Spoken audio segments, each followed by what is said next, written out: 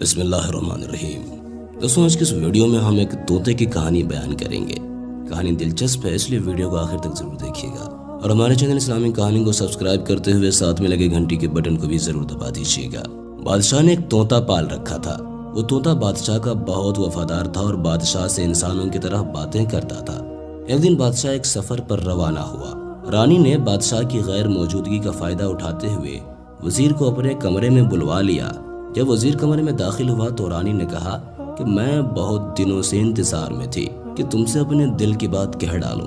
میں تمہیں بہت پسند کرتی ہوں اور تجھ سے شادی کرنا چاہتی ہوں، مگر بادشاہ کو راستے سے ہٹانا تمہارا کام ہے۔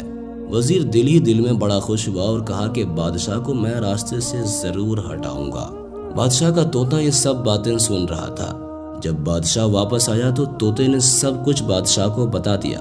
بادشاہ کو بڑا غصہ آیا اور سیدھا رانی کے پاس آیا اور کہا، سچ سچ بتا دو ورنہ ابھی تجھے زمین میں زندہ دفن کر دوں گا۔ رانی نے کہا، آپ کا طوطا جھوٹ بول رہا ہے۔ بادشاہ نے کہا، یہ طوطا میرا محسن ہے، میرا دوست ہے۔ میں ہامون بادشاہ کی طرح احسان کا بدلہ ناشکری سے نہیں دینا چاہتا۔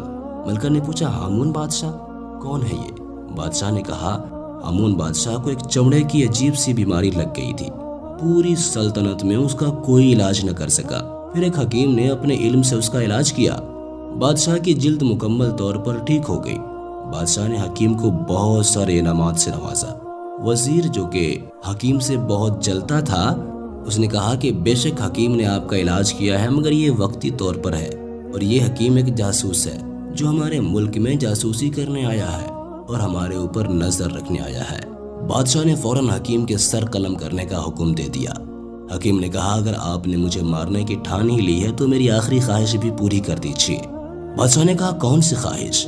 حکیم نے کہا کہ مجھے مارنے کے بعد میری کھوپڑی کو اپنے سامنے رکھ لیجیے گا اور میری کتاب کا صفحہ نمبر 120 پڑھیے گا۔ حکیم کی آخری خواہش پوری کی گئی اور بادشاہ نے اس کی کھوپڑی اپنے سامنے رکھ کر حکیم کی کتاب کا صفحہ نمبر 120 پڑھنے لگا۔ وہ صفحہ چپٹا ہوا تھا۔ ہامون بادشاہ نے اپنے منہ کے تھوک سے صفحہ کھولنے کی کوشش کی۔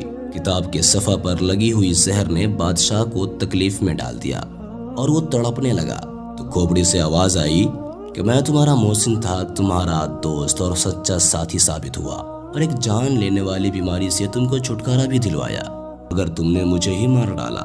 اب یہی تمہاری سزا ہے۔ رانی نے جب یہ ساری کہانی سنی تو کہنے لگی، اے بادشاہ، میں یہ ثابت کروں گی کہ آپ کا یہ طوطا جھوٹ بولتا ہے۔ یہ کہہ کر ملکہ نے ایک چال چلی۔ اس نے اپنی ایک کنیز کو حکم دیا کہ تم طوطے کے اوپر ساری رات تھوڑا تھوڑا پانی ڈالتے رہنا، اور ایک کنیز کو حکم دیا کہ تم ساری رات طوطے کے نیچے بیٹھ کر چکی چلاتی رہنا۔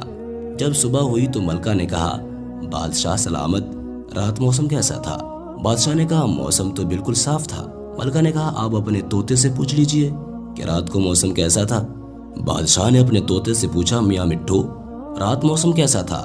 طوطے نے کہا، کیا بتاؤں، ساری رات بارش ہوتی رہی اور بادل گرجتے رہے۔ ملکہ کی چال کامیاب رہی اور بادشاہ نے اپنے طوطے کو جھوٹا سمجھ کر مار دیا۔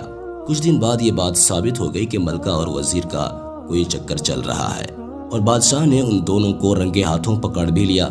بادشاہ نے اپنے جوتے اتار دیے اور اپنے ہی سر میں مار کر کہا، افسوس کہ مجھ میں اور ہامون بادشاہ میں کوئی فرق نہ رہا اور میں بھی احسان فراموش رہا۔ ارے دوستوں، اکثر ہم دوسروں کی باتوں میں آ کر کوئی نہ کوئی غلطی کر دیتے ہیں اور اپنے احسان کرنے والے کو بھول جاتے ہیں۔ ایک انسان ہونے کے ناطے ہمیں بھی یہ سوچنا چاہیے کہ اللہ تعالیٰ کے ہم پر بہت احسانات ہیں جن کا شمار کرنا بھی ناممکن ہے۔ کیا ہم بھی کہیں انسان فراموش تو نہیں؟ اللہ تعالیٰ ہم سب کو غور و فکر کرنے کی توفیق دے، آمین۔